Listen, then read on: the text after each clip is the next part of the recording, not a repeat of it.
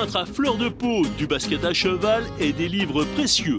Longtemps fermé au public, le fonds historique de la bibliothèque diocésaine de Saint-Dié regorge d'ouvrages de valeur, des livres qu'une association de passionnés essaye de rendre à nouveau accessibles. Voilà, si vous voulez bien rentrer. Derrière ces deux portes, plus de 50 000 volumes. Et je refermerai derrière moi. Des livres anciens qui pourraient susciter la convoitise, en particulier les plus rares, comme ce précieux manuscrit de 1455.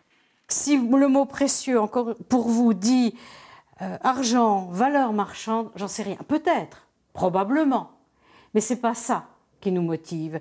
Ce qui nous motive, c'est que ce sont nos racines. On est dépositaire d'une longue histoire. Et grâce à ça, on peut faire profiter d'autres personnes de cette histoire-là. Et ça n'a pas de prix. Depuis près d'un siècle, c'est dans l'ancien séminaire de Saint-Dié qu'est rassemblé le fonds historique diocésain.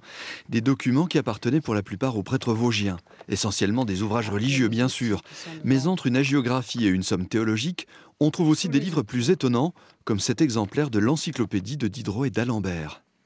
Qu'il y ait ça dans une bibliothèque de prêtres, ça montre bien qu'ils avaient l'esprit ouvert sur tout ce qui était réalité du monde, sur tout ce qui était siècle des Lumières. Enfin, d'Alembert, c'est bien ça, et pas fermés, renfermés sur eux-mêmes, comme l'image qu'on voudrait bien leur donner. Or, c'est pas ça du tout. Mais au fil des années, la bibliothèque est devenue un vrai capharnaüm, où s'entassent quantité d'ouvrages en attente de tri et d'enregistrement. Alors malgré les efforts des bénévoles qui ont essayé de la faire vivre, elle s'est fermée au public, tombant en léthargie. Délaissée.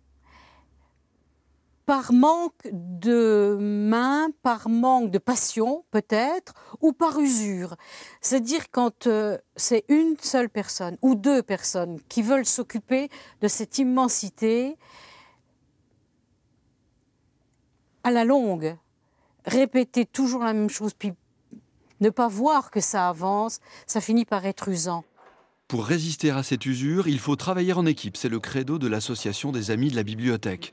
Depuis bientôt 2 ans, ils sont une cinquantaine à œuvrer pour la faire renaître, avec un but, faire en sorte qu'historiens et curieux puissent à nouveau accéder aux livres.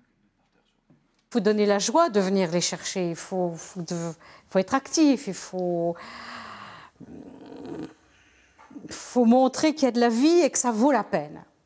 Voilà. Alors c'est un vrai travail, c'est vrai, mais ça vaut vraiment la peine.